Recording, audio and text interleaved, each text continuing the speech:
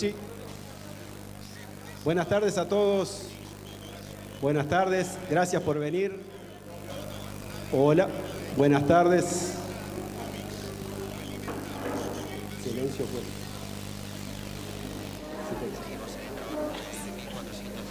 Buenas tardes a todos. Muchas gracias por venir. Un día muy especial para el mundo y para el Uruguay también. Les damos la bienvenida. Como hace muchos años, la Sociedad Rural de Durazno confía en Radio Caro y Diario El País para organizar el evento oficial, la conferencia oficial de la Expo Durazno. Y este año, bueno, se imponía. Gracias, doctor Álvaro Delgado, gracias, ingeniero Ignacio Bufa, gracias, doctora Fernanda Maldonado, por estar acá. En este mano a mano que procuramos que se dé con el agro desde el gobierno. Para eso habilitamos un WhatsApp y con Martín hasta hoy de mañana más de 300 preguntas que las fuimos... Más de 300 preguntas que las fuimos agrupando y la vamos a hacer más ágil temáticamente. Pero como requiere el protocolo, le voy a pedir en primer lugar al presidente de la Sociedad Rural de Durazno, al dueño de casa, al ingeniero Ignacio Russi, que les dé la bienvenida para inaugurar un poco esta conferencia. Bueno, gracias. Es un honor tenerlos en esta mesa de debates y abierto a las preguntas. Les agradezco a ustedes por estar acá. Es importante en este tipo de ámbitos cierto silencio también para poder escuchar y poder entender bien las respuestas y hacia dónde vamos. Cuando me planteaban el tema de todo esto, nos calzaba justo a nosotros en esta expo que queríamos mostrar un poco cuál es la agropecuaria de los próximos 20 años, que es un poco a dónde está la cabaña hoy, son los próximos 20 años de todos los ganaderos que estamos atrás rezagados.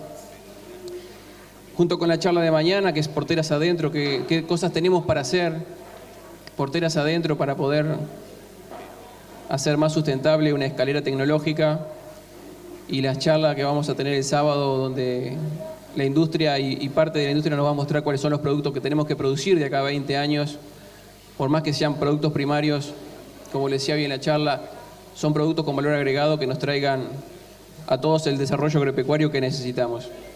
Así que muchas gracias por estar acá, gracias a todos, muchas gracias al gobierno, a los organizadores. Ha sido un gusto, como siempre, ser parte de esta organización también. Gracias. Muchas gracias, Ignacio. Además de agradecer la presencia de quienes están en la mesa, también es bueno agradecer la presencia del presidente de INAC, presidente de la Asociación Rural del Uruguay, de la Federación Rural, a la señora embajadora de Gran Bretaña y demás autoridades que están presentes en esta sala. Y quiero, antes de pasarla a Martín, que es quien ha congregado un poco, tiene todas las 300 y tantas preguntas que va a contestar Álvaro, agradecer a quienes apoyaron este emprendimiento: Interagrovial, Plaza Rural, Banco Santander, Frigorífico Saturno, Nutritec, Da Silva Agroinmuebles Rurales, Ramos y García, Gladenur, Del Norte Agronegocios y Tranquera, que es sponsor también oficial del secretario. Martín. Gracias, Pablo. Buenas tardes, el gusto de estar compartiendo la jornada. Y bueno, vamos a arrancar para hacerlo bien dinámico a esto.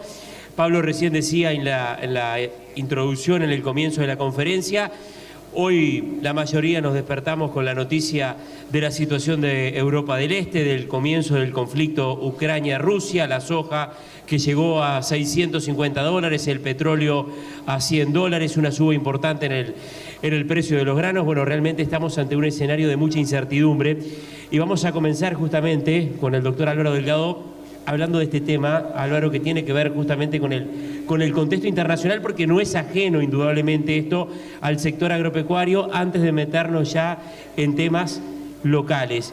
Obviamente, ¿cómo se ve, Álvaro, esta situación? ¿En qué escenario se encuentra hoy Uruguay, teniendo en cuenta justamente esta realidad? Buenas tardes, muchas gracias por acompañarnos y bienvenido a la Expo Durazno.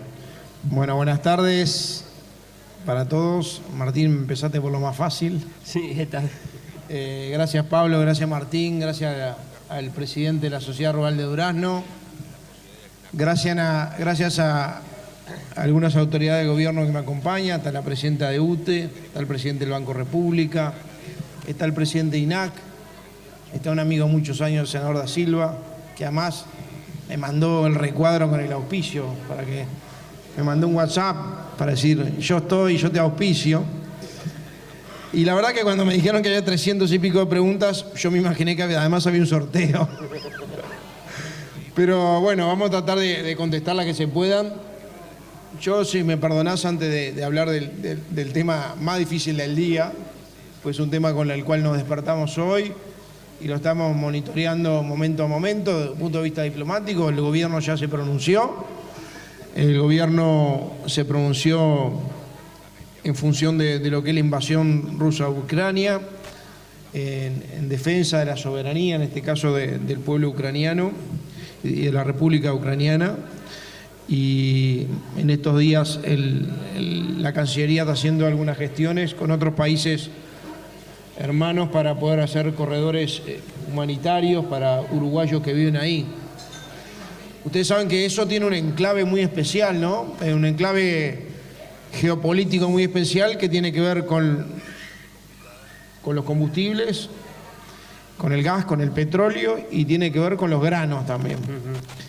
Entonces, las primeras reacciones, obviamente deplorando la guerra, yo hoy le comentaba a unos periodistas que me hacían una nota al llegar, es decir, estamos saliendo, o por lo menos algunos países estamos saliendo de este tsunami mundial que fue una pandemia y salir de la pandemia y empezar una guerra es una cosa absolutamente inhumana. La verdad que es deplorable desde todo punto de vista. Con las consecuencias, algunas previsibles y algunas que veremos con el correr de los días. Mañana el presidente de la República se reúne, diputado, ¿cómo andamos?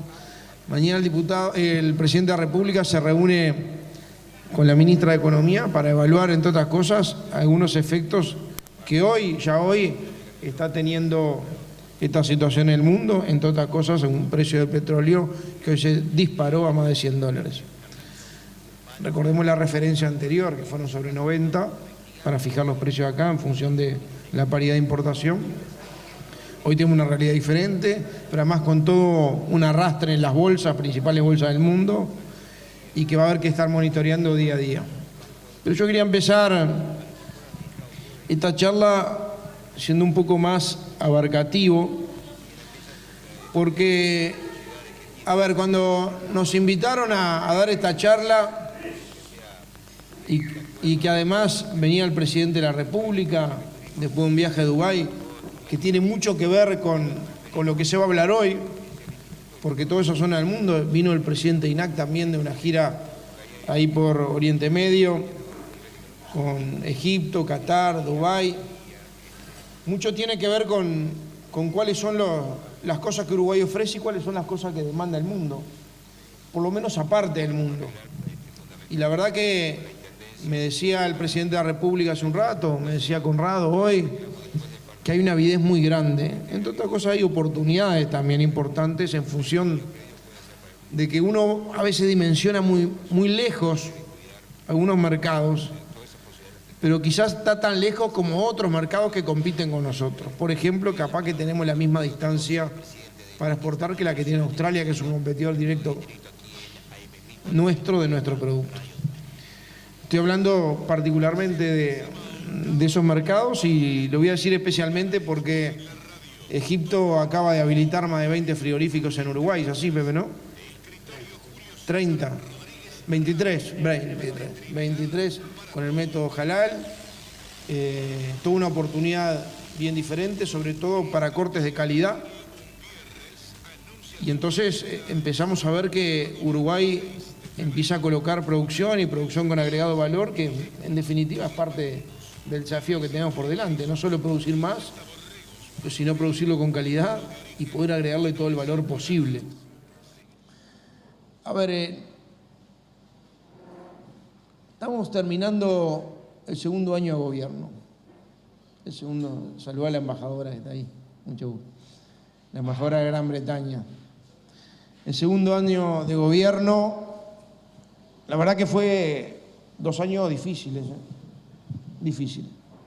Yo voy a abstraer un poquito del tema agropecuario al inicio, no sin agradecer el apoyo que varios sectores agropecuarios tuvieron para con la sociedad, para el Fondo Coronavirus, para el apoyo a la pandemia, pero fueron 2 años difíciles que tuvieron mucha de incertidumbre. Y a pesar de eso, de la incertidumbre, cómo esto podía derivar, y ustedes perdonen que yo haga alguna referencia del punto de vista de cuál es la acción del gobierno, pertenezco a este gobierno, orgullosamente pertenezco a este gobierno y voy a defender las acciones que este gobierno tomó. Pero haber tomado la decisión en el medio de la incertidumbre más absoluta y en el medio del miedo de la gente, a pocos días o semanas de que en el 2020 y el 13 de marzo se confirmaron los 4 primeros casos de coronavirus, decirle con toda la presión política, en muchos casos muy interesada, que había de cerrar la economía, decir Uruguay no va a cerrar la economía y va a mantener la economía abierta en el uso de la libertad responsable de la gente. Fue una decisión pensada, de mucho liderazgo, de mucho arrojo, pero una decisión con mucha seguridad. No solo porque estamos hablando de libertad, sino porque nosotros ya sabíamos, podíamos ver lo que estaba pasando con un delay de 6 meses o de algunos meses en otros países del mundo que ya tenían 6 meses de pandemia arriba. Y sabía lo que había pasado cuando cerraban la economía y hacían la cuarentena obligatoria y hacían lockdown. Y los rebotes de todo eso, salía mucha plata, mucho efecto psicológico, mucho efecto sanitario y no solucionaba el problema. Pero aquellas decisiones que parecen hoy lejanas y hoy se miran a 2 años y estamos hoy pudiendo disfrutar de esta reunión porque está el 84% de los uruguayos vacunados, porque hubo vacunas en tiempo, de forma y un plan de vacunación, y podemos disfrutar de esta exposición, pudimos disfrutar la del Prado y tantas otras en todo el país. Bueno, aquellas decisiones determinaron que hoy el rebote económico sea diferente. Entonces, aquello no solo de llegar a la orilla, sino llegar mejor que otros a la orilla, me parece que vale la pena resaltarlo. ¿Por qué vale la pena resaltarlo? Porque yo tengo un reconocimiento especial para 2 sectores que en el peor momento de la pandemia, cuando hubo retracción económica, porque obviamente hubo condicionamiento económico, no cerró la economía, pero hubo condicionamiento, se perdió un empleo en el 2020, hubo mucha gente, casi 190.000 personas en seguro de paro. Hay 2 sectores que se hincharon. La construcción, mucho más focalizada, y después un sector mucho más transversal y que derrama mucho más, que fue el agro, que es el agro, que permitió mantener esa llama económica que se hinchó de toda una serie de cadenas, porque el agro es muy abarcativo, muy diverso, una serie de cadenas que nos permitió hoy estar en una posición bien diferente. Y la quiero recordar porque me parece que está bueno saber de dónde empezamos y saber cómo estamos. El 1 de marzo del 2020, este gobierno, encabezado por el presidente Lacalle Pou, y con una coalición que lo respalda, asumió el gobierno con un 5% de déficit fiscal y con un 10.5% de desempleo. Esa es la realidad. Después de la bonanza, después de muchos años de bonanza, esa es la realidad. Y con un endeudamiento creciente. Después de haber pasado todo el viacrucis de la pandemia y que los uruguayos respondieron, se cuidaron, se vacunaron, hicieron lo que tenían que hacer y le pusieron a hombro la recuperación, bueno, terminamos el 2020 con un 7% de desempleo. Un 7% de desempleo que además hay que remitirse a la época de bonanza, fin del 2016, para tener una cifra similar. Y además con una creación de empleo mucho mayor en el interior que en Montevideo. Y esto obviamente tiene directa relación con el agro uruguayo. Pero no solo el 7% de desempleo, sino tenemos hoy un seguro de desempleo que es menor a la prepandemia. Hay que remontarse a final de 2018. Tenemos, a pesar de gran parte de ese despegue, tiene que ver con el agro. Más de 8.000 millones de dólares se deben al sector agropecuario, a lo agroindustrial o de origen agropecuario. De los 10 primeros rubros de exportación, 7 son de origen agropecuario. Obviamente la carne lidera este proceso, ¿no? Tenemos un récord de carne, me corregirá Pepe, pero estamos en 2.500 millones de dólares, más todo lo que tiene que ver con su producto la carne, vamos a dar cerca de 3.000 millones de dólares. ¿Es así? Por ahí. La verdad, en valores, en exportaciones, tenemos números que son muy alentadores. Por eso los vamos a repasar o los vamos a compartir, ya ustedes lo conocen. Por eso lo primero que tenemos que decir que la presencia del presidente hoy acá, me decían hoy que hace 50 años que un presidente no viene a una exposición de Durazno. No, me parece que no. En Durazno no.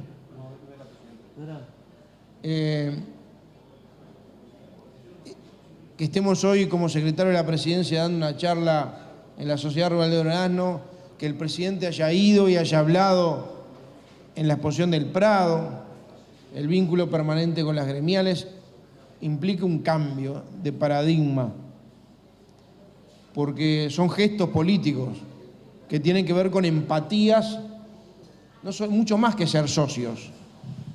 Tratar de ser algo más que socios es tratar de entender al agro y tratar de decir estoy apoyando al agro. Y entre otras cosas porque tuvimos mucho tiempo con mucho prejuicio en Uruguay. Mucho prejuicio al que le iba bien y particularmente mucho prejuicio con el agro. Cada uno habrá votado lo que habrá votado, con todo el respeto. Hubo mucho tiempo, otro partido político del gobierno, que me animo a decir que al agro nunca lo entendió. Me animo a decir que muchos al agro nunca lo quisieron. Pero también debo decirle que tampoco se preocuparon por entenderlo. Y nosotros lo primero que hicimos es tratar de estar cerca, aquello de que si no va a ayudar, por lo menos que no estorbe. Y eso lo estamos tratando de poner todos los días en práctica, por eso en esta introducción quería hacer referencia a eso. Y decirle que, y en la introducción también, que hoy estamos en un panorama, podríamos decir, casi soñado. Si uno hace un tiempo atrás hablaba del área de los cultivos de invierno y de los precios de los cultivos de invierno, si hablaba de que estamos llegando a 1 millón de hectáreas de soja y el precio de $600 de la soja, si hablamos que los terneros, no sé cuánto terminaron, pero estaban en 2, ¿cuánto estaban los terneros de lo más liviano? 2. ¿El precio del ternero? 2.80. Llegó a 3 dólares. Ahora $3. Pasó los $3. Bueno, hubo algunos lotes novillos que pasaron los $5 en cuarta balanza. La carne bovina, tenemos récord en casi todos los rubros. A ver, tenemos récord de exportaciones. Yo hablaba de récord de exportaciones con respecto al 2020, que fue un año condicionado. Sí, tenemos un 43% más. Pero tenemos un 26% más que el 2019 de exportaciones globales. Y en todos los rubros agropecuarios tenemos este año que termina y la proyección para el que viene, referencias en volumen y en precio que nos ponen en la punta. Que nos ponen a punta y nos interpelan sobre el futuro. Porque, a ver, son buenos precios, buenos rendimientos en casi todos los rubros. Leche en polvo, tenemos récord de remisión de leche, empezamos a ver una cantidad, rubro por rubro. La celulosa fue el segundo rubro de exportación, ni que hablar de la carne bovina, la ovina que tuvo un incremento muy importante, un 37% con respecto al año anterior, pero en casi todos los rubros empezamos a nivel agrícola a tratar de exportar a otros mercados, incluso a China, productos que no eran tradicionalmente exportables. Colza en Europa, ¿no es así? cebada a China. Ahora, ¿esto será para siempre? ¿Esto queda? ¿Esto nos hincha hoy y nos deja, como decía el presidente, mirando para arriba más que para adelante? No. Nosotros tenemos el desafío, y lo digo como gobierno, de pensar esto 20 años para adelante. Y tratar de que esto que es coyuntural se transforme en estructural. Y generar las condiciones para que, más allá de los vaivenes de los precios, porque nunca se van a sostener igual, pero aprovechemos esto para generar las condiciones para tratar de que esto sea sustentable. Y eso implica mucho trabajar para adentro, mucho del apoyo del Estado, en sentido positivo, no en sentido trancar, generar condiciones de competitividad y aprovechar que hoy tenemos menos estrés productivo por la situación en la que estamos para pensar un poquito para el 2030. El otro día una empresa de remates por pantalla me invitó a ser jurado de un concurso de escuelas rurales que eran pintura, cómo se imaginaban el campo en el 2030, y me mandaron los dibujos, casi todos incluían una computadora. Casi todos incluían una computadora. Entonces, hablar del desarrollo agropecuario no solamente hablar de los desafíos que tenemos vinculados a los indicadores de preñez, a tratar de mejorar la tasa de extracción, ya se bajó de un 20 a un 24, a bajar la edad, ya no hay novillos viejos en los campos, a mejorar la producción de leche. Con el negro veníamos hablando del tema de un proyecto vinculado al tema de aguas en los predios. Hay mucho para hacer en esto, mucho para desarrollar. Todavía hay mucho. Indicadores de preñez, otro tema que tenemos que meterlo arriba de la mesa, porque llega un momento que nosotros tenemos que dar el otro salto. Es tratar de buscar indicadores que nos permitan que los 3 millones de terneros sean una cosa estable y no coyuntural. Y que los niveles de tracción sigan aumentando. Y ahí tenemos mucho para trabajar, mucho con tecnología, mucho con institutos, mucho con tecnología propia. Y mucho, el productor agropecuario ha sido muy absorbente de tecnologías de otros lados. Y yo creo que es el desafío más importante que tenemos por delante. Pensando siempre que seguramente haya sectores menos diversos, más diversos, pero menos dinámicos que el campo. Es difícil de ver. Y cómo derrama, hay algunos estudios, hablaban de cómo derrama $1 en el campo con respecto al resto de la sociedad, pero cómo derrama esto en todo un interior que, más allá de ser urbano, tener ciudades, está condicionada por lo que le pasa 20 kilómetros para afuera. Y que no solo tiene que ver con el aspecto productivo, y cuando me refiero a lo productivo no me refiero solamente a lo agrícola, a lo apícola, a lo lechero, o lo ganadero, o lo granjero, o lo forestal. Me refiero también a generar condiciones, Luis hablaba de la ruralidad, de posibilidades de acceso o de igualdad de acceso. El año pasado el gobierno instaló 50 antenas en el interior profundo para dar conectividad. Este año va a instalar más de 40. Van a llevar fibras ópticas a lugares que hoy no la tienen. El próximo va a ser Carlos Reyes acá en Durazno. Pero además, la infraestructura, que no solo tiene que ver con la conectividad, con la electrificación, hay un compromiso de la UTE de llegar en este periodo al 100% del Uruguay rural electrificado. Siempre hay un remanente muy duro. Después tiene que ver con infraestructura de acceso, no solamente de acceso a información o de aprendizaje, sino de acceso logístico. Y este gobierno en este año va a poner $870 millones en infraestructura logística vial, más las PPP, más una serie de obras que lo estamos pensando y diseñando, y así está en el bosquejo arriba, en un pizarrón, mejor dicho, arriba en el despacho del presidente de la República, sobre cómo armar un proyecto de descentralización del Uruguay vinculado a dirigir la inversión pública para generar igualdad de oportunidades y tener un país integrado. Y cuando pensamos en eso, pensamos en la Ruta 6, por eso se va a licitar la Ruta 6, el primer tramo se va a hacer en la salida, después va a haber el segundo hasta Casa Sáenz, después va a haber de Casa Sáenz al 329.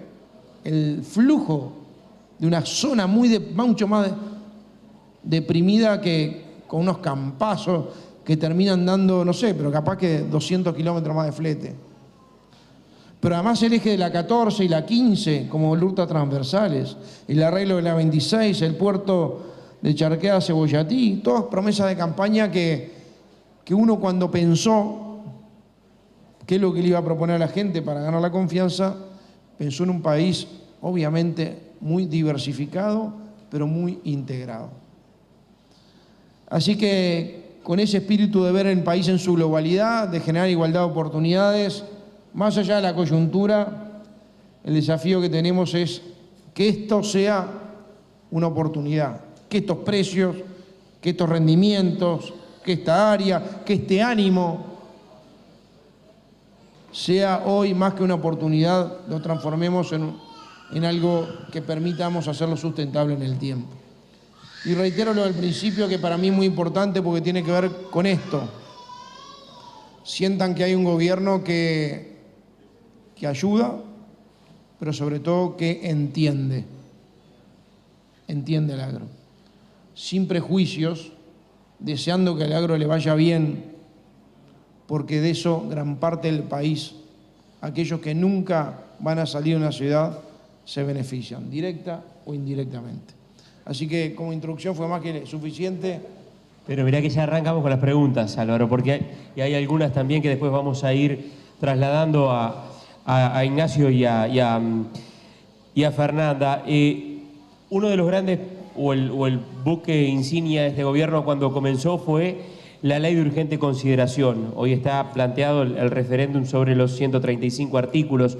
Hay temas que tienen que ver directamente con el sector agropecuario y otros por ahí indirectamente: seguridad, inclusión financiera, tema combustibles, relaciones laborales, bueno, el tema, por ejemplo, de las ocupaciones, colonización, te decía, combustible. ¿Cómo se ve eso hoy, a un poco menos de un mes del referéndum, teniendo en cuenta, bueno, justamente de que muchos de estos artículos tienen vinculación directa o indirectamente con el sector?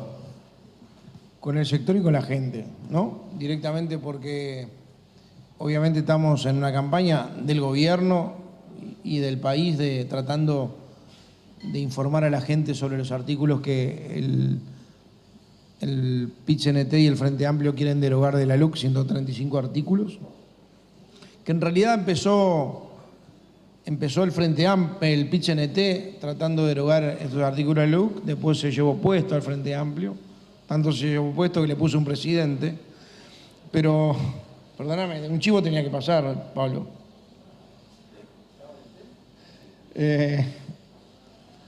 Pero este proceso que nos hacen ahora todos votar, el 27 de marzo, un plebiscito, un referéndum obligatorio sobre 135 artículos, tienen dos conceptos, para mí, dos capítulos que para mí son bien importantes, y todos, o casi todos, tienen alguna referencia al sector agropecuario. Algunos que están en la LUC, bueno, se crea la Dirección de Seguridad Rural, ¿no?, que tiene sede acá en Florida. Pero después hay un capítulo vinculado a seguridad pública, que tiene que ver con lo rural y tiene que ver con la familia rural. ¿Qué es lo que se crea? Instrumentos a la policía para que la policía actuara. Respaldo jurídico para actuar. Para la policía, para el comerciante y para el productor agropecuario. ¿Por qué digo esto? Porque se le crea, por ejemplo, la figura de la legítima defensa presunta, que incluye, y ahí es cuando vamos al concepto más fino de entender el agro, que no es solamente cuando entran a tu casa, sino cuando entran a todo lo que es el predio de las casas, que los que estamos en campaña sabemos lo que significan las casas, no tenemos que andar explicando. Y no es que ver a uno cruzando un alambrado y le vas a tirar. Es cuando entran a tu predio de intimidad familiar o del personal o del trabajo, donde podés ejercer en determinadas circunstancias la legítima defensa. Al productor, al comerciante, pero también a la policía, que ahora está dispuesta a sacar un arma, que antes no lo tenía. No se sentía respaldada, no tenía la seguridad jurídica. Obviamente es una ley muy dura con el delito, es una ley dura con los delincuentes, que quita beneficio al delincuente y aumenta las penas para los delitos aberrantes, es verdad. Pero además le da a la policía una serie de instrumentos para poder actuar, la posibilidad de registrar personas, registrar autos, se crea la figura del delito de resistencia al arresto, del insulto a la policía. Todo esto hizo que la policía recuperara la autoridad, pero también hizo que la gente recuperara la policía. Y ya tuvo efecto, la ley en 19 meses de vigencia en seguridad ya tuvo efecto. No hubo gatillo fácil como pronosticaban, sin embargo hubo un 20% de reducción de homicidios, 20% de reducción de hurtos, más o menos, un 17% de rapiñas y casi un 50% de reducción del abigeato. Casi.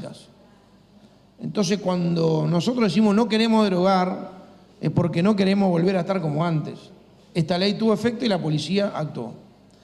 Y después los otros temas que tienen que ver con el agro, yo mencionaría, bueno, lo que pasa es que todos son transversales al agro, ¿no? A ver, en la ley de alquileres, este proceso de alquileres sin garantía, vos decís, bueno, no tiene que ver con el agro y sin embargo tiene mucho que ver con los gurises del interior que van a estudiar a Montevideo. ¿Está? Hay una ley de alquileres vigente de hace muchos años, el fines del 60, que sigue vigente, que nadie la toca, que con garantía. Los que tienen, bárbaro, patrimonio, un familiar que le firme, o son funcionarios públicos. Los que no tienen, tienen que poner cuántos meses por adelantado.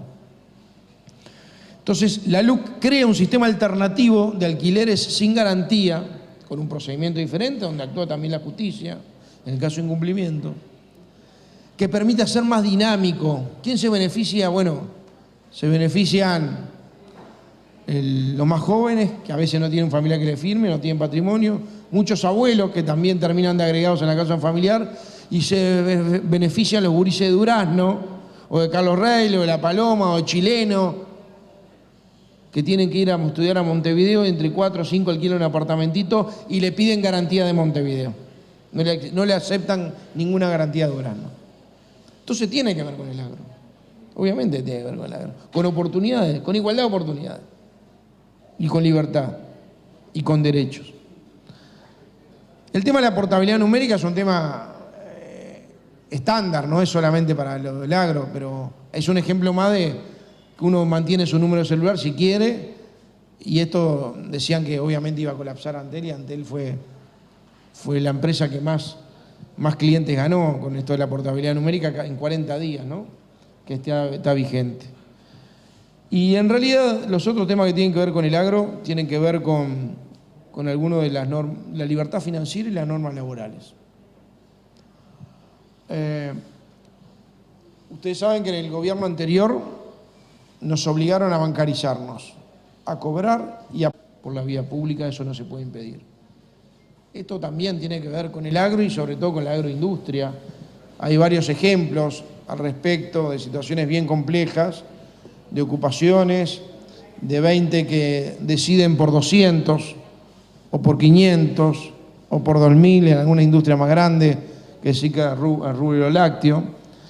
Entonces, la LUC garantiza seguridad pública y garantiza libertad y derechos al ciudadano.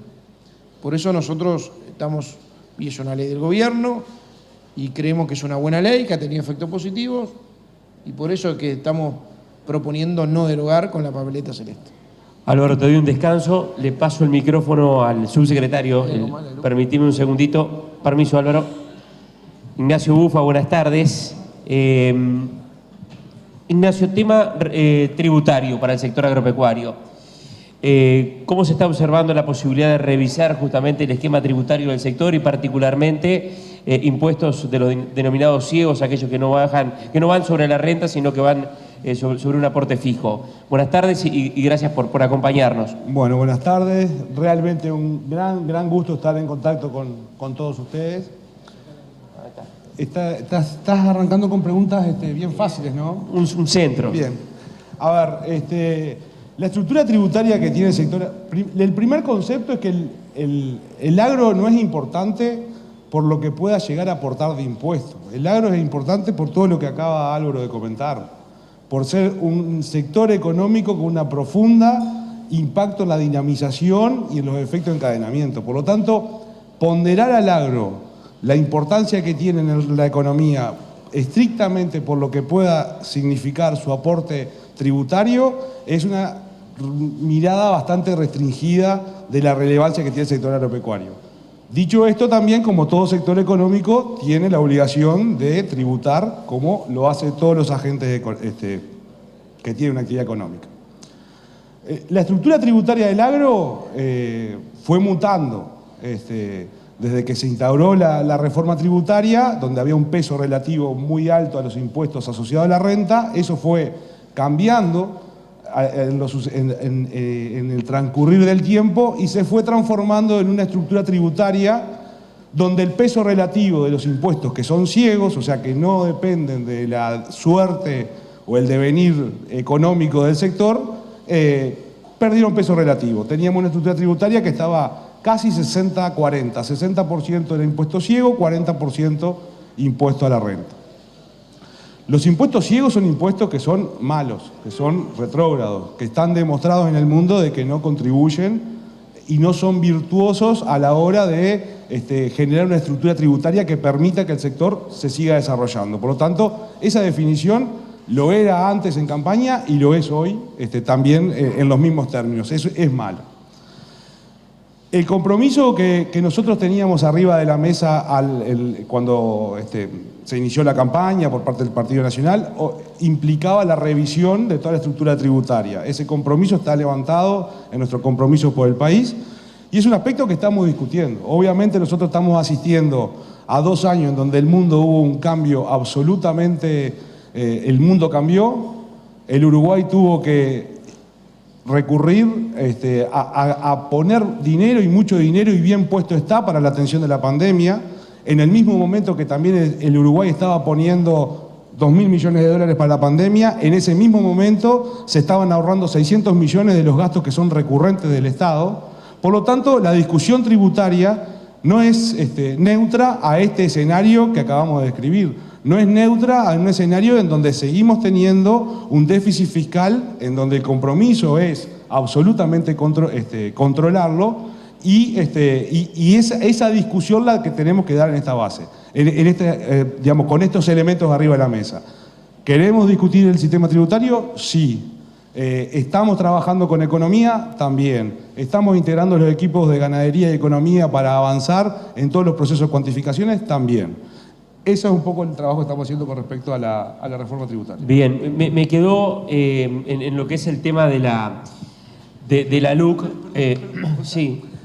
Digamos, a ver, yo voy a hacer referencia a un aspecto que lo tributario es importante, pero un aspecto también que Álvaro lo mencionó y que es bien importante que está en la LUC y que sin lugar a dudas afecta al sector agropecuario. O sea, como mencionaba Álvaro, o sea, en un país en donde 8 de cada 10 dólares que exportamos vienen del sector agropecuario, una ley de urgente consideración está inspirada en lo que es esa realidad. La economía del Uruguay es una economía sustentada en el sector agropecuario, por lo tanto, los 400 y pico de artículos que tiene la LUC tienen inspiración en lo que le sucede al sector agropecuario. Y hay uno en particular que me parece especialmente relevante que se quiere derogar, que es la regla fiscal. ¿Qué es la regla fiscal? Y algunos otros elementos más, pero la regla fiscal lo que dice es: queremos que al Ejecutivo le pongan un coto para gastar. O sea, no queremos tener la libertad y la posibilidad de perforar permanentemente la capacidad de endeudamiento que tenemos para tener déficit fiscal. Eso, para mí, es absolutamente determinante y va en la línea de construir competitividad de manera estructural. El déficit fiscal es la antesala de tener un tipo de cambio bajo y es la antesala de tener una estructura de gastos de tarifas y demás que vayan escalando. Y es la antesala de tener muchas generaciones para adelante endeudadas con el país. Por lo tanto, la discusión tributaria ni que tal vez que es relevante, pero también lo es la actitud permanente y de convicción que pasa desde el funcionario público de mayor rango hasta el último, que está entregado la tarea de primero no gastar un peso, y si hay que gastarlo, analizar de qué manera se gasta más eficiente. Entonces, me parece que eso que lo quieren derogar es absolutamente determinante para la construcción de competitividad de el sector agropecuario, que es en definitiva la competitividad del país. Gracias. Ahora en un ratito voy a estar con Fernanda Maldonado. Tengo de los temas que llegaron muchísimas preguntas y consultas, el tema perros, jaurías, vinculado a la producción ovina. Hay mucha gente aquí vinculada al rubro, así que en un ratito voy a estar con eso. Pero, Álvaro, quedó dentro de la LUC, cuando te mencionaba algunos temas, inclusión financiera, seguridad, el tema combustibles. Me parece importante ir sobre esto y, bueno, recién hablábamos un poco en el comienzo de la charla de un petróleo nuevamente a 100 o algo más de $100. Tema combustible, ¿cómo se ve hoy esto desde el gobierno? Primero, el petróleo con preocupación, obviamente. Son de los lugares o los insumos donde uno no puede decidir ni incidir, es tomador de precio y representa 48, 49, 50, depende de la relación del precio final del surtidor, depende del precio del petróleo.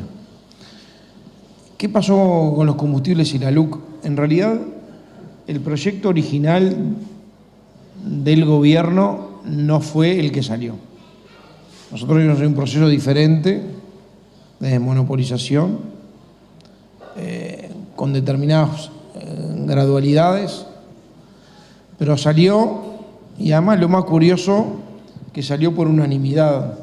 Una de las que fundamentó esto fue la propia intendenta Montevideo en el Senado de la República. Me corregirá Sebastián, pero fue así, ¿no? Salió, corredactora. Salió por unanimidad. En realidad son artículos que votó la oposición, el Frente Amplio, que ahora quieren derogar. Yo eso sí no lo puedo explicar. Intentaré explicar todo el resto, pero eso se lo preguntan a ellos. ¿Cuáles son las nuevas paradigmas vinculados al precio de los combustibles? Es que se estableció en la LUC un cambio de fijación de precios. Miren, yo participé en todos estos años legislador de la Comisión de Industria, fui el mismo denunciante de la investigadora ANCAP, así que vi de todo, vi errores, vi de todo.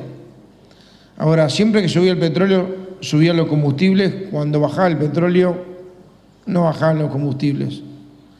Una vez no subieron. ¿Qué es lo que pasó ahora? Que en realidad el precio del combustible no lo fija más el Ministerio de Economía, lo fija ANCAP. En función de una variable que ya no es de ANCAP, porque dimos a las unidades reguladoras la independencia técnica necesaria que el gobierno anterior le había sacado. Estoy hablando en este caso de la URSEA, Unidad Reguladora de Servicio de Energía y Agua, que todos los meses, y así quedó establecido, porque el concepto del nuevo régimen de fijación de precios es la transparencia, la unidad reguladora fija todos los meses en función del precio del petróleo refinado o combustible refinado en el Golfo de México, resuelve y determina el precio de paridad de importación. ¿Cuánto sería el equivalente a importarlo? Obviamente eso tiene después en Uruguay una serie de costos asociados a la venta al combustible, ¿no? Distribución, toda la cadena. Pero además tiene lo que se llamó el factor X, que a veces es difícil de explicar, porque tampoco recibimos una ANCAP base cero. Pero una ANCAP averiada, ¿no? Una ANCAP que llegó a tener $800 millones de déficit acumulado en momentos de bonanza económica y de récord de venta de combustible. Una ANCAP que hubo que capitalizar en $670 millones porque quebraba. Entonces, y además una serie de costos adicionales que que son sobre los que tenemos que trabajar, que ya bajamos casi un peso, pero tenemos que trabajar un poco más, que tiene que ver con buscar fuentes alternativas de financiamiento de lo que es el subsidio del boleto a nivel nacional, fuentes alternativas de financiamiento, que tiene que ver con derogar la tasa inflamable de la Intendencia de Montevideo. Estamos intentando que la Junta lo haga, son 12 millones de dólares por año. Se bajó la mezcla, bajé la mezcla de biocombustibles, sobre todo en el gasoil. Y la verdad que todos esos costos adicionales hacen que nosotros tengamos que trabajar sobre una cantidad de temas en las cuales ANCAP avanzó colateralmente en un holding empresarial, que la mayoría de las empresas funcionan en el derecho privado. Muchos de esos aventuras empresariales terminaron siendo deficitarias, y los déficits los terminan pagando el precio de los combustibles, la empresa madre, la dueña, que es ANCAP, o sea, todos nosotros. ¿Qué es lo que pasó ahora? En realidad, desde que se empezó este mecanismo de la LUC, del precio de paridad de importación fijado por la Orsea, y que ANCAP fija el precio en función de eso, le fija un tope. Empezamos a ver que el petróleo empezó a subir. Me acuerdo que cuando empezó la LUC el petróleo estaba 45, creo que estaba. Y después empezó a subir. La última referencia fue 90. Pero, bueno, tenemos la noticia de hoy que está arriba de 100. Y hubo momentos del día que estuvo cerca de 110, por lo que me dice. Pero también aprovechamos una oportunidad. Y que me parece absolutamente justo haber aprovechado una oportunidad. Y yo felicito a ANCAP, felicito a la UTE en ese caso, de tratar de aprovechar oportunidades en servicio de la gente. En vez de mostrar balances extraordinariamente positivos, superavitarios, bueno, toda la ganancia adicional o extraordinaria que podían tener, trasladarlo en beneficio del usuario, porque en definitiva no podemos ver la sociedad de la cerradura ANCAP. La ANCAP está al servicio de los uruguayos. Tenemos que ver la globalidad. ANCAP es importante, que no pierda es importante, pero me interesa que sea eficiente y que los uruguayos tengan el combustible más barato posible.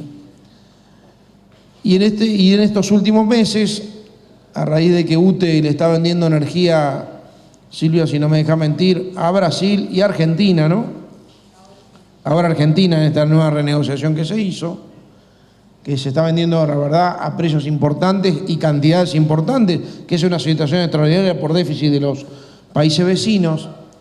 Bueno, gracias a que ANCAP le vende gasoil a UTE para que UTE pueda generar para venderla al exterior, ANCAP tuvo una ganancia extraordinaria. Y ANCAP optó, en vez de mostrar un balance extraordinariamente positivo, en utilizar eso como buffer, como amortiguación, para no trasladar todo el precio de paridad de importación al precio del surtidor y que la gente tenga combustible más barato del que podría haber tenido si lo hubiéramos trasladado estrictamente como dice la ley.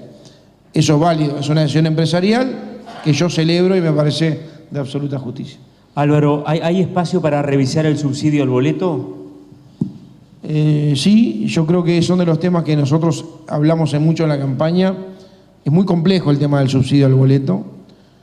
No solo hay que desmitificar no solamente el boleto de Montevideo. Ahora se fue extendiendo a todo el país, a la zona metropolitana y después a todo el país, a todos los... Ya me pasó a mí también. Ahora, me parece un poco injusto, y creo que esto es una cosa que se cae de maduro, que solamente los que usan gasoil terminen subsidiando ese boleto, los boletos. Me parece que lo que tenemos que trabajar es una fuente alternativa de financiamiento que sea, entre otras cosas, más justa.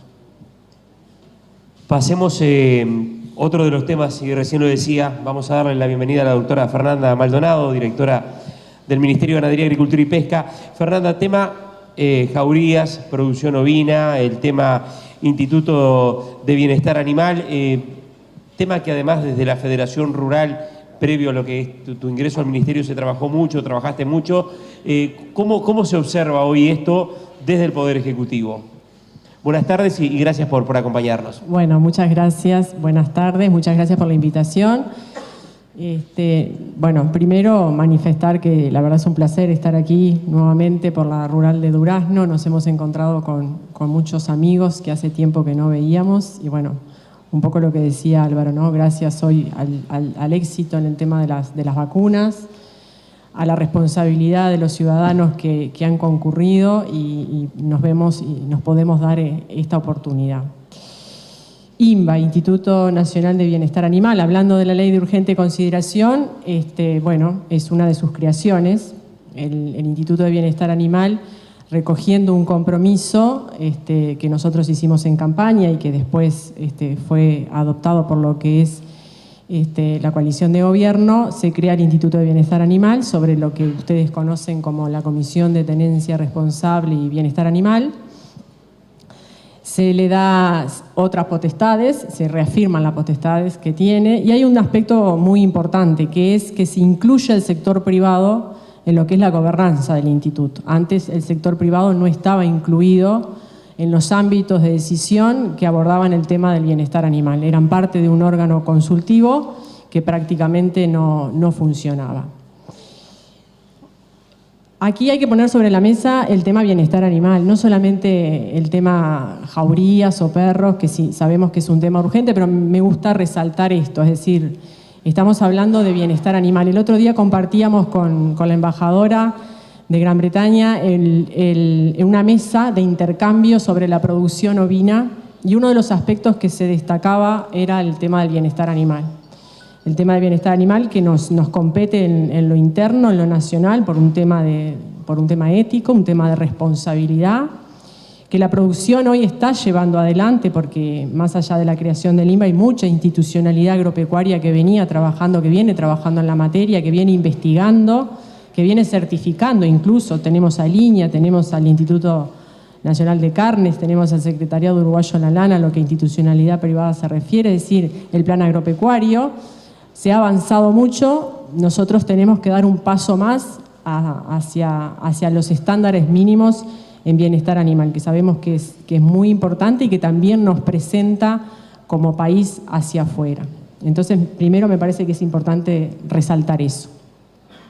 Obviamente, al ser materia de este instituto los animales silvestres, los animales de producción, los animales de compañía, hoy hay un tema que nos surge, que es atender lo que es la superpoblación canina derivada de la tenencia irresponsable, que también esto me interesa subrayar. Aquí tenemos un problema grande, es un problema que no solamente y lamentablemente afecta al sector agropecuario, sino que afecta a la sociedad en su conjunto, donde no solamente están en riesgo bienes, sino también la salud. Aquí estamos hablando de la seguridad física de las personas, estamos hablando de la salud, estamos hablando de políticas que hay que llevar adelante con esa interacción, con esa interinstitucionalidad. Y por eso es que el Instituto de Bienestar Animal está conformado por mucha institucionalidad pública competente en la materia y mucha institucionalidad privada. En lo que refiere específicamente a decir, bueno, ¿qué va a pasar con los animales de compañía? ¿Qué va a pasar con esta superpoblación? Ustedes saben, y lo hemos remarcado mucho, el rumbo cuál es del gobierno en esta materia. La ley de urgente consideración crea programas específicos que tienen que ver con el control de la población canina y en eso estamos trabajando, que nosotros tratamos de resumirlos en 3 o 4 pilares. Uno es el tema, y muy importante, y que va a ser materia de una campaña a nivel de una campaña de interés público, por parte con el apoyo de Presidencia de la República, y en eso se está trabajando, ya con empresas que estamos terminando lo que se va a difundir, haciendo un fuerte hincapié en la sensibilización de la ciudadanía en lo que tiene que ver con la problemática y después en lo que tiene que ver con la solución. Yo siempre digo una frase que es: acá todos somos partes del problema y estamos llamados a ser parte de la solución. Este es un tema que si solamente se aborda del Estado es muy difícil lograr resultados, porque estamos hablando de animales de compañía con todo lo que eso implica, es decir, con todo el relacionamiento que hay del ser humano hacia esos animales, que pasan por un relacionamiento de las mascotas, porque son animales muchas veces que nos acompañan en campaña de trabajo, porque son animales que nos ayudan a cuidar a las ovejas, a los predios, en la seguridad, es decir, todos nosotros sabemos lo que implica eso. Y son animales que están puertas adentro en nuestras casas, que conviven con nosotros, con nuestras familias. Entonces, si nosotros no contamos con la sensibilización, si no contamos con la colaboración de la población, mal podemos llevar adelante una política pública de las características que estamos planteando. Entonces, el tema de la sensibilización es muy importante. La gente se tiene que empoderar de las soluciones y poderlas llevar adelante.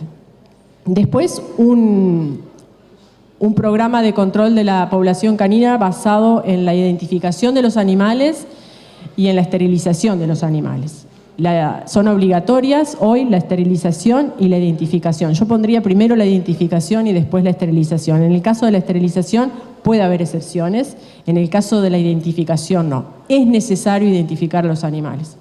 Hoy no sabemos con certeza cuántos animales tenemos con tenedor, tenemos estimaciones, pero no tenemos certeza cómo están ubicados, cómo están desplegados territorialmente. Y cualquier política que queramos llevar desde el punto de vista de salud animal y desde el punto de vista de salud pública, de salud humana, necesitamos tener eso. Eso en lo que refiere a la salud, pero también en lo que refiere a las responsabilidades. El tema de la tenencia responsable implica una responsabilidad personal, es decir, de nosotros como tenedores hacia el animal, ¿no? La obligación de darle un trato adecuado, pero también una responsabilidad social, y aquí es donde hay que hacer mucho énfasis. Nosotros debemos de cuidar a esos animales y también evitar que esos animales causen perjuicios a otros animales, a bienes o a personas o que estén en la vía pública. Otro aspecto importante es el Sistema Nacional de Albergues, que hoy se está gestionando por parte de privados. Hoy estaba por aquí el intendente de Florida, que ha dado un puntapié muy importante en el tema del Sistema Nacional de Albergues, invirtiendo por parte de la Intendencia en la conformación de un albergue de envergadura y que, bueno, que nosotros pretendemos que sea modelo para replicar en todo el territorio nacional. Eso se está por inaugurar en las próximas semanas. Y un sistema de adopciones responsable, porque el círculo no termina en un sistema nacional de albergues, sino también el fomento de adopciones responsables. Un aspecto importante es que no solamente acá se crea un instrumento jurídico, una persona jurídica como es el Instituto de Bienestar Animal y se constituye su directorio, sino que se le dan recursos al instituto. En este marco que Ignacio resaltaba de ahorro público, se le dieron recursos al instituto que están en un mínimo de 120 millones de pesos anuales. Eso aportado desde rentas generales. Y resalto el marco en el cual se da, es decir, acá se apostó muy fuertemente a la gestión a nivel nacional, obviamente, por parte del gobierno, por eso el ahorro que se ha obtenido, pero también nosotros en lo que nos tocó a nivel del Ministerio de Ganadería, Agricultura y Pesca. Se hizo una reorganización del gasto y así se pudieron obtener esos 120 millones de pesos para nutrir al Instituto de Bienestar Animal y pueda cumplir con sus competencias. Esto fue sin aumentar el gasto, sin poner impuestos, sin inventar tasas que vayan dirigidas a este instituto, asumiendo el compromiso que nosotros teníamos de abordar el tema y que esto no implicara más gastos para la sociedad, para los productores. También se puso sobre la mesa en la negociación del Banco Mundial y del BID. En el caso del Banco Mundial se acaba de firmar un convenio donde se va a fortalecer la política con 4 millones de dólares aproximadamente. Por ahí estaba el director de la Unidad de Gestión de Proyectos del Ministerio de Ganadería que me puede corregir, me puede ayudar con este dato. Pero para nosotros es fundamental el hecho de que el Banco Mundial haya tomado esta iniciativa de Uruguay en lo que refiere a políticas de bienestar animal y en particular en lo que refiere a tenencias responsables de animales de compañía. Yo creo que marca un antes y un después hacia dónde queremos ir. Esto nos va a permitir munir al instituto de recursos materiales en lo que refiere a funcionarios. Vamos a terminar a fin de año con más o menos 20 funcionarios exclusivamente para el instituto y de recursos materiales en lo que tiene que ver con camionetas, con trailers y todo lo que sea necesario para cuando se proceda a capturas en zonas problemáticas de animales de compañía sin tenedor y también con tenedor, y después a la reubicación de los mismos. Y sin duda aquí es muy importante, y a eso hemos apostado, al tema de la territorialización de la política y descentralización. Solos no llegamos a ningún lado, el tema de la ciudadanía y también de la descentralización, y por eso el tema de las intendencias. El año pasado se firmaron convenios con todos los gobiernos departamentales que suman en torno de los 90 millones de pesos, que van a terminar en unas 140.000 castraciones gratuitas, y aspiramos al doble de identificaciones, que es un hecho histórico por todos destacados. Es decir, acá hay una fuerte apuesta por parte del gobierno a asistir sobre todo a aquellos sectores más vulnerables en lo que tiene que ver con la esterilización gratuita. Y también lo propio a través de la comisión de zoonosis. Hoy están los recursos para fortalecer esos convenios. Sin ir más lejos, estuvimos hace unos días con el subsecretario en el departamento de Tacuarembó en una actividad que es de destacar, porque es una actividad que fue convocada por el sector privado, por la población, que quiere hacer algo. En ese caso, la Rural de Tacuarembó nos convocó a una reunión y nos dijo: nosotros estamos dispuestos a trabajar codo a codo con ustedes en este tema, y así toda la institucionalidad se hizo presente para llevar adelante este programa que yo les decía, que fue en el departamento de Florida también parte de un plan piloto, y eso nos permite hoy salir a la cancha grande, como quien dice. Y vamos a estar en los próximos días con el subsecretario también, y quizás con el señor ministro, en el departamento de Salto, y así sucesivamente. Es decir, nos hemos planteado en este primer semestre poder llegar a la mayoría de los departamentos a desplegar esta política. No sé si hay alguna duda o ampliación, estamos a las órdenes. Bien, en un ratito tengo un tema que también está vinculado al rubro vino de alguna manera, que es el tema del programa de erradicación de la bichera, pero hay algo que estuvo también muy presente y que viene siendo planteado desde hace mucho tiempo, y tiene que ver con la inserción internacional, y me parece importante aprovechar la presencia de Delgado para hablar de eso. ¿Cómo viene el tema China? Se habló de Turquía. ¿En qué etapas está en lo que es ese proceso de análisis de factibilidad del proyecto con China y bueno, y también el tema Turquía? Hoy hablaba con el presidente, yo estaba ayer en Paysandú, no lo vi a su llegada, del interés que hay, por ejemplo, en Dubái, y lo que había en Qatar y en los países del mundo árabe, por la seguridad alimentaria, por tener garantizado el tema alimentario, y donde Uruguay va a ser un proveedor nato de esos países. Y ojalá no solo que lleven inversiones, sino además las inversiones terminen catapultando un flujo exportador a esos países sobre los cuales este viaje presidencial fue el primero que se pudo hacer pospandemia. Acá no hubo diplomacia presidencial, que es tan importante porque la pandemia nos condicionó, a nosotros y al mundo. Esperemos que esto se empiece a dar. Además de eso, el TLC con China, durante todo el mes de enero se fueron avanzando en una serie de documentos, afinando un poco las listas, por lo que tengo entendido. Y alguna novedad, no la quiero adelantar, la va a anunciar mañana el canciller en la comparecencia de la Comisión Permanente del Parlamento por este tema. Pero se viene avanzando, ya está definido todo lo que es el estudio de prefactibilidad, ya se empezaron a definir las listas. Ustedes saben que hay listas en un sentido y en el otro, hay cronogramas, bueno, todo ese tipo de cosas se trabajó todo enero para poder avanzar con China. En marzo la idea es empezar a avanzar en un TLC con Turquía, así fue definido hasta propuesto por el propio gobierno turco. Uruguay además hizo la consulta para empezar las negociaciones para poder empezar a negociar la integración al Acuerdo Transpacífico, en un marco que no podemos escapar, en un marco de waiver, de permiso del Mercosur, que es parte de una negociación de un mundo, de un proceso muy inestable, ¿no? Muy inestable. Y además vamos a ir a buscar, y se está trabajando en otros formatos de acuerdos comerciales o acuerdos arancelarios con otros países. Se está trabajando con otros países, por ahora no lo vamos a decir, pero se está trabajando sobre todo en lo que son las preferencias arancelarias. Porque Uruguay obviamente está dejando más de 200 millones de dólares de aranceles en el mundo, pero además, puertas adentro, Uruguay que tiene que trabajar más allá de los aranceles para lograr ser más competitivo en muchos aspectos. Y eso tiene que ver con temas internos, tiene que ver con temas de innovación, de tecnología. Yo me olvidé de mencionar, cuando hablaba de la COMAP, hoy hay 700 proyectos que son vinculados al sector agropecuario por casi 380 millones de dólares en la COMAP.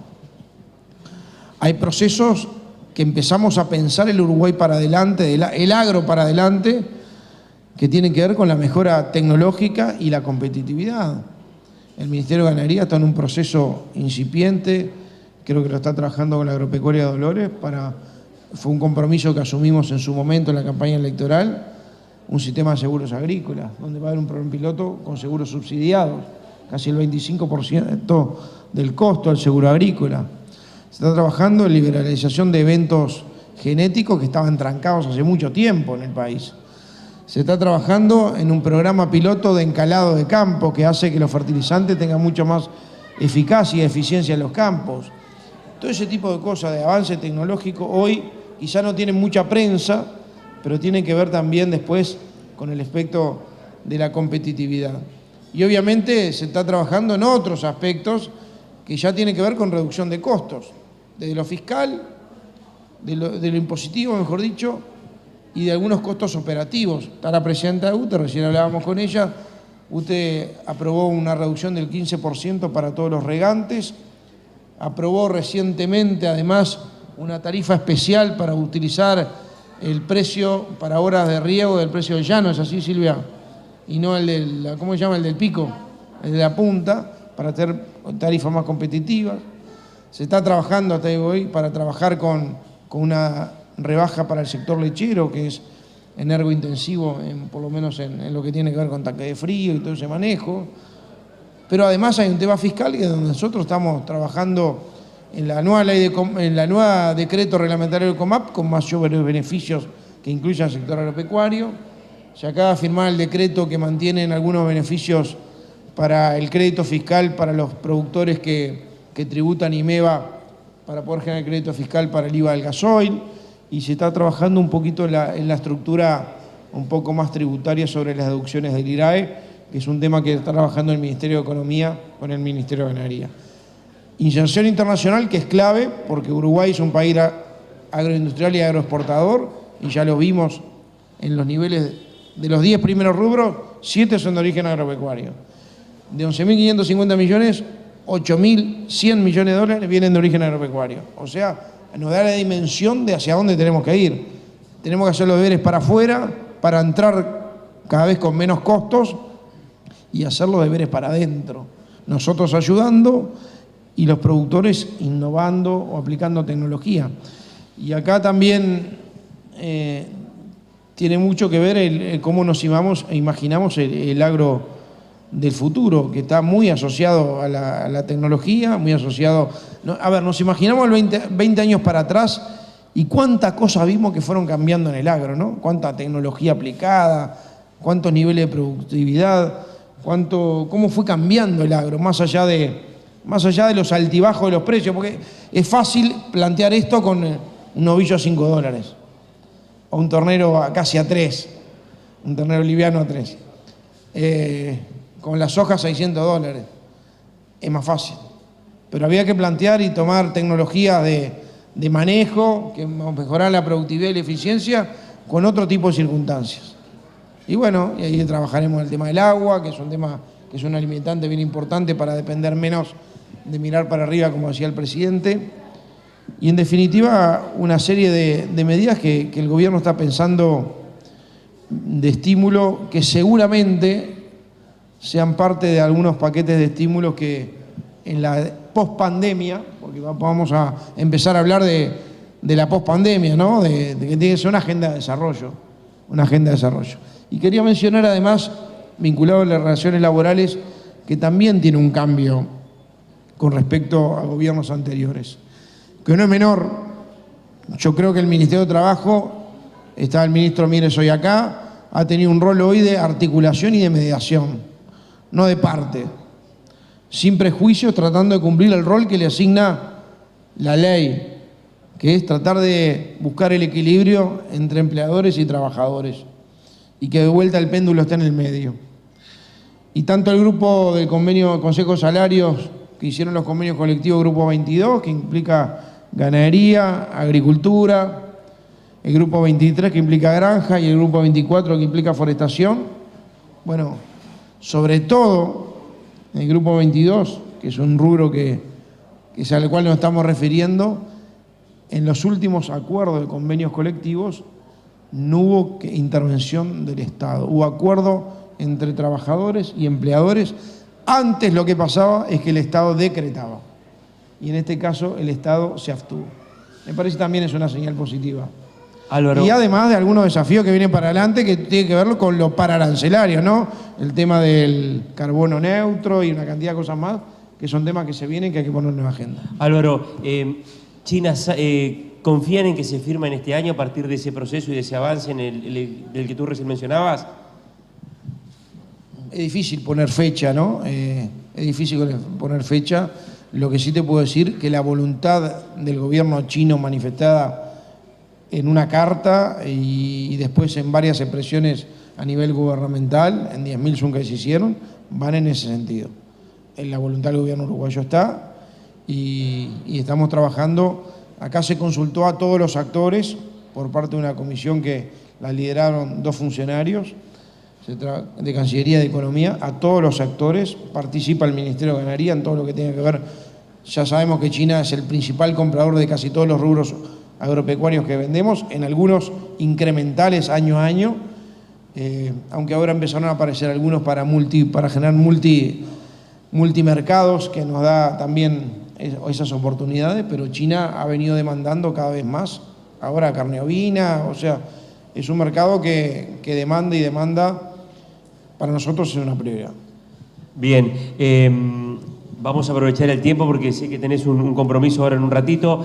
Ignacio Bufa, tema creación del instituto, de la herramienta, en definitiva la erradicación de la mosca de la bichera, que también es un tema que viene de la campaña. O sea, hoy ¿en qué está ese tema? Bien. Antes de ese tema, a ver, yo quiero reforzar una palabra. Nuestro desvelo es generar competitividad. O sea, en la medida que nosotros generemos competitividad de manera estructural, el país va a estar mejor, toda la gente va a estar mejor, van a haber mejores sueldos, digamos, va a haber más trabajo, o sea, vamos a estar todos un poco mejor, que en definitiva lo que queremos. Y construir competitividad es aprobar más de 30 eventos biotecnológicos para reducir el rezago relativo con la región, pero es también una charla que hubo esta mañana en Artigas, con 40 productores, porque el cielo está toldado y no llueve, donde participa el gerente del Banco República para aportarles herramientas concretas a esos productores. Eso es construir competitividad. También es construir competitividad todo ese conjunto de beneficios que se sostienen asociados a la reducción de energía eléctrica, asociados a la devolución del IVA del gasoil, asociado a no solamente para los tameros, sino para rubros nuevos como la vitivinicultura. Es construir competitividad, ahorrar plata, es construir competitividad que desde el Ministerio sin mayor presupuesto, comprar 50 camionetas que no había línea presupuestal para el Ministerio, y vaya si se precisan camionetas para hacer todas las campañas sanitarias. Es construir competitividad, abrir mercado, es construir competitividad también, ayudar a un pequeño productor allá de Flores para hacer un tajamar. Entonces, nuestro desvelo es ese, es construir competitividad, arriba, abajo, en lo chico y en lo grande. Entonces, ese mensaje me parece que lo quería dejar claro, porque todos los días nos levantamos preguntándonos cómo podemos ser más competitivos. Con respecto a la bichera, primero, esta es una política pública muy importante. O sea, erradicar un flagelo que es importante, que genera pérdidas en torno a los 40, 45 millones de dólares, es realmente una política que es relevante. Como política pública, la política pública no se genera chasqueando los dedos. La política pública por lo menos precisa transcurrir cinco pasos o 5 etapas. La primera es la definición técnica del problema, o sea, cómo es el problema, qué naturaleza tiene, cómo se aborda, esta es la estrategia. O sea, el conjunto de los técnicos, los que están en la frontera del conocimiento de esto, definen qué se va a hacer. Bien, ese es el primer paso para iniciar una política pública. El segundo paso es, definido, consensuado lo que se va a hacer, ¿cuánto va a salir? O sea, sin ninguna restricción, hacer esto me va a costar esto. El tercer paso es, ¿cómo lo vamos a financiar? El cuarto paso es, definido lo que voy a hacer, definido cuánto me va a costar, definido cómo lo voy a financiar, generar el instrumento jurídico necesario para hacer eso. En el Estado no podemos definir una cosa y al otro día salir a gastar plata en esa cosa si no tenemos un instrumento jurídico que nos respalde. Y eso, nos guste o no, pero es parte de lo que el Uruguay vende en el mundo, ser un país serio. Entonces, instrumento jurídico. Y después la ejecución. ¿En qué etapa está esto, Martín? Definimos técnicamente, con todas las personas que saben esto, definimos qué vamos a hacer. Segundo, definimos cuánto va a costar. Hoy estamos en el proceso de discusión de cómo lo vamos a financiar.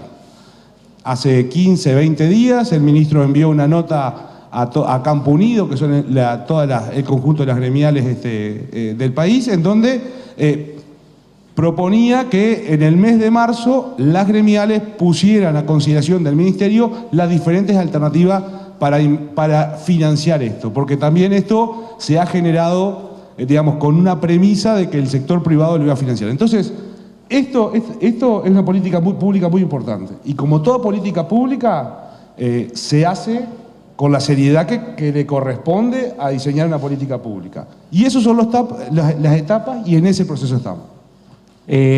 Se habló, y estamos ya prácticamente en el final, el secretario de Presidencia tiene ahora otro compromiso, pero me parece interesante, dentro de las preguntas que llegaron está el tema de las campañas sanitarias, tema garrapata, tema brucelosis, entre otras, y naturalmente está el tema de los recursos, de la estructura del Ministerio de Ganadería, Agricultura y Pesca, de los funcionarios, de la disponibilidad de recursos, en definitiva, para llevar adelante esas campañas. Quizás la pregunta, Fernanda, en dos partes. Una, ¿cómo vienen con la reestructura de las campañas? Y en definitiva también recursos para llevar adelante esas campañas. Bueno, sí, así es. Ustedes recordarán que fue anunciado el año pasado, a fines de año, por parte del presidente de la República, Acofe, que el Ministerio de Ganadería iba a ser el primer ministerio excepcionado del decreto 90. Esto suena muy técnico, pero es la habilitación para que el Ministerio de Ganadería pueda cubrir sus vacantes de ingreso y vacantes de ascenso. ¿Cómo se traduce esto? Brindar mayores recursos para hacer el asiento de esas políticas públicas, entre otras el mantenimiento, el refuerzo de las campañas sanitarias. Acá hoy Álvaro hablaba y mencionó varias veces el tema de qué agro queremos. Hablamos del agro dentro de 20 o 30 años, mencionaba que en esos dibujos que él le tocó mirar había una computadora en casi todos. Ignacio hablaba del empeño, el desvelo que tenemos por el tema de generar competitividad. Bueno, yo mal puedo estimular al sector privado a que invierta, a que se modernice, a que se actualice permanentemente y después encontrarse con una estructura, con un Ministerio de Ganadería vetusto. Y en eso nosotros estamos apostando muchísimo a la gestión, estamos apostando mucho a la modernización y que a este ministerio tenga los recursos necesarios y pertinentes para llevar adelante o para poder sostener ese agro que nosotros queremos. Alguien hoy me mencionaba que habíamos estado acá, recordaba una jornada que tuvimos allá en la carpa hace 2 años, no recuerdo exactamente la fecha, ¿perdón? Exacto, previo a asumir, estábamos en el periodo de transición y en esa oportunidad nosotros vinimos y dijimos, bueno, acá viene una fuerte apuesta a la gestión a revisar procesos, a desburocratizar, a sacar los trámites que hoy sabemos que no sirven para nada y que son producto de la acumulación de leyes y decretos y resoluciones que se hace una y nunca miramos a ver si tenemos que derogar alguna. O sea, nunca se hace ese trabajo. Bueno, el Ministerio de Ganadería apostó fuertemente a eso y hemos estado trabajando intensamente en ese proceso. Por eso es que se logró esa excepción. Es una excepción que deriva de un trabajo muy fuerte hacia la interna del Ministerio de Ganadería en lo que es un relevamiento de su personal, el relevamiento de sus puestos de trabajo, es decir, qué puestos de trabajo se necesitan para ese ministerio que queremos, y de los perfiles. ¿Y por qué hacemos mucho hincapié en los perfiles? Porque a su vez el ministerio está embarcado en un desafío que es muy ambicioso, que es el tema de la digitalización. Que son, bueno, innumerables los proyectos que tenemos en lo que es digitalización y que estamos para ya llevando adelante, ya encontramos el financiamiento y algunos otros los estamos trabajando, pero que sin duda allí eso tiene que caer en los perfiles adecuados, en las personas adecuadas y que éstas estén capacitadas. Es decir, tenemos que hacer una gestión de cambio muy, muy profesional, justamente para brindar eso, es decir, Ignacio hablaba de competitividad, eso también genera competitividad. Si yo logro digitalizar la guía de propiedad y tránsito y le ahorro a los productores rurales tener que recorrer 60, 80 kilómetros para sellar una guía, vaya si estoy contribuyendo con eso. Y así muchos otros trámites. Si yo fortalezco el SISA, que es el sistema que tiene la historia clínica, por decirlo de alguna forma, de todos los animales de este país, y eso funciona adecuadamente, vaya si le soluciono, le ahorro tiempo a los veterinarios, a los compartimentos, etcétera, etcétera. Bueno, en eso también estamos haciendo una apuesta muy fuerte. La excepción vino, bienvenida, estamos ahora aplicando todo el proceso dentro de los tiempos planteados para la incorporación de ese personal, pero a su vez con un desafío mucho más fuerte que es el estudio de procesos, la desburocratización y la transformación de varias áreas del ministerio. Hay muchísima gente que está también conectada, además de la gente que está en lo presencial, en la transmisión en vivo que estamos realizando. Álvaro tiene ahora un compromiso en unos minutos, pero me parece importante para cerrar pedirles en 2-3 minutos una síntesis, una reflexión final con respecto a lo que es desde el Ejecutivo la visión que tienen con respecto al sector y por ahí algo que dentro de lo que han sido los ejes temáticos que estuvimos planteando, haya quedado y lo quieran mencionar. Arranco contigo, Ignacio. Bien, muchas gracias. A ver, yo creo que acá se están dando 2 o 3 condiciones que son bien importantes. La primera es que hay un conjunto de personas que vinieron y dijeron que se iban a hacer cargo y están dispuestas a hacerse cargo. Para hacerse cargo se generaron los instrumentos. Entonces, coincide hoy las personas que se quieren hacer cargo con los instrumentos que tenemos arriba de la mesa. Y esa me parece que es una condición importante que marca el momento. Lo segundo es que el abordaje que al menos desde el Ejecutivo y desde el Ministerio de Ganadería estamos ejecutando o tratando de llevar adelante, tenemos una profunda coordinación con otros estamentos de gobierno, con UTE, con el Banco República, con OCE, con el resto de los ministerios. O sea, estamos alineando los patitos porque los problemas que tiene el sector agropecuario no dependen y no son resortes exclusivos del Ministerio de Ganadería, Agricultura y Pesca. Dependen de construir mesas para poder articular las soluciones que son integrales.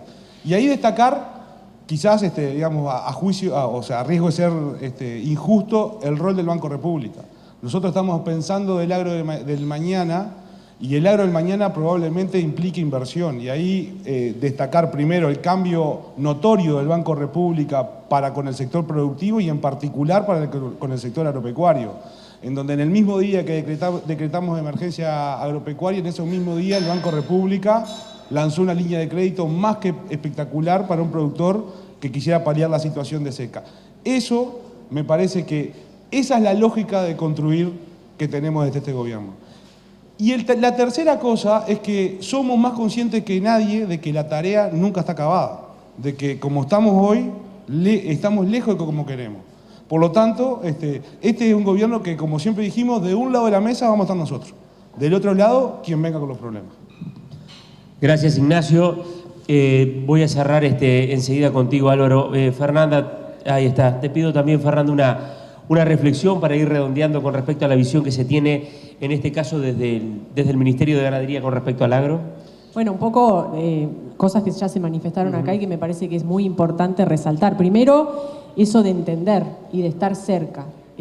Uno a veces, tú mencionabas hoy un poco la actividad que nos ha tocado desempeñar en el área privada y muchas veces se sintió esa falta de entendimiento, esa empatía con las preocupaciones y con las cosas que uno transmitía, problemas y también propuestas, porque no solamente hay que entender en el problema, sino también en la propuesta de cuál es la más adecuada y la más pertinente. Yo creo que eso uno quizás a veces cuando lo tiene no lo valora, pero es un camino ahorrado en gran medida cuando uno va a hacer los planteamientos a las diferentes autoridades. Yo creo que así se ha demostrado. Hoy aquí alguien también me mencionaba la gran presencia institucional que hay. Eso marca un poco cuál es la forma y cuál es el estilo.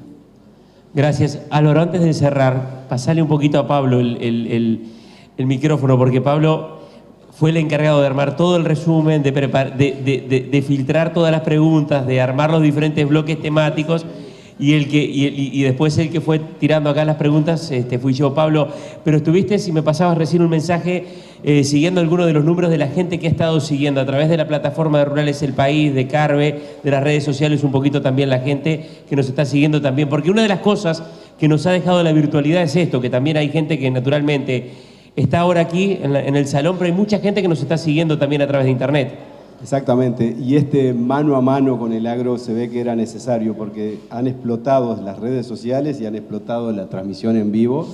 Estuvimos, Luchi me puede corregir, pero más de 1000 personas llegaron a estar conectados en algún momento, o sea que la gente quiere tener un mano a mano con el gobierno. El agro quiere tener un mano a mano y por eso reitero el agradecimiento a los tres al estar presentes hoy acá en la Rural de Durazno. Y reiterar los sponsors, por favor, también, que es importante. Eso era al final. Es un dato que no es menor. Pero ya que estamos, Interagrovial, Plaza Rural, Banco Santander, Frigorífico Saturno, Nutritec, Da Silva Agroinmuebles Rurales, que vino con todo su equipo, Ramos y García, Gladenur, Del Norte Agroservicios y Tranquera. Álvaro, una reflexión final. Soy un sponsor viviente. El sponsor, claro. Una reflexión final, Álvaro. Esto es para Robert, A ver, Pablo recién cuando hablaba de la avidez que había por esta charla, por las charlas que tienen que involucrar a gente del gobierno con el sector agropecuario, con la realidad agropecuaria, demuestra algo que para nosotros es una obsesión, que fue un mandato del presidente de la República desde el primer día, que es ser absolutamente accesibles.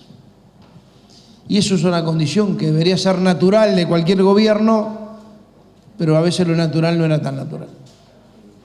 Accesible el presidente de la República, accesible el secretario de la Presidencia, accesible la jerarquía del Ministerio de Ganadería, accesibles el presidente del Banco República, la presidenta de UTE, el presidente, la gente del sur, el gerente del sur está por ahí, está Romeo Volonté por ahí, accesible a los que están en la institucionalidad agropecuaria, accesible el presidente de INAC, accesible el presidente de Colonización que estaba por ahí, Julio Cardoso, acá ya está. Ser accesibles para las cosas grandes y para las cosas chicas, porque atrás de cada problema vamos a estar y va a haber alguien del gobierno buscando una solución. A veces podrá, a veces no se podrá, a veces costará más, a veces costará menos. Pero importa la accesibilidad, importa la actitud que le queremos poner. Y por último, reconocer en esta etapa ya de pospandemia, o de pandemia en una nueva fase, que Uruguay empezó un despegue económico, notorio que empezó un despegue económico. Y el agro es el principal protagonista del despegue económico del Uruguay. Lo queremos así, lo reconocemos así y lo valoramos así. Con lo cual, simplemente para que esto sea una oportunidad de mejora, porque acá es un concepto de una mejora continua, permanentemente, aprovechar esta coyuntura para darle sustentabilidad al proceso y mirar para adelante, es que acá hay un gobierno que con el agro se quiere comprometer, no solo a que siga siendo protagonista, sino a tratar de seguirlo entendiendo, seguirlo escuchando y seguirlo apoyando. Así que cuenten con nosotros. Muchas gracias. Bueno, muchas gracias, doctora Fernanda Maldonado, muchas gracias, doctor Álvaro Delgado, gracias por acompañarnos, Ignacio Bufa, ingeniero Ignacio Bufa, muchas gracias también, muchas gracias a todos ustedes, a la Sociedad Rural de Durazno y bueno, hasta el próximo encuentro. Gracias por estar con nosotros.